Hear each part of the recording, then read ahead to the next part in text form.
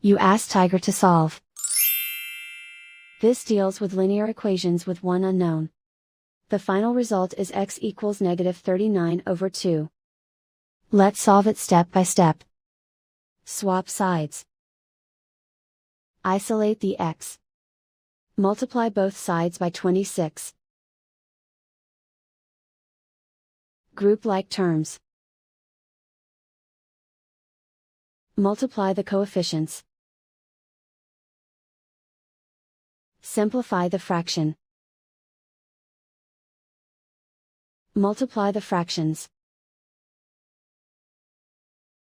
Simplify the arithmetic.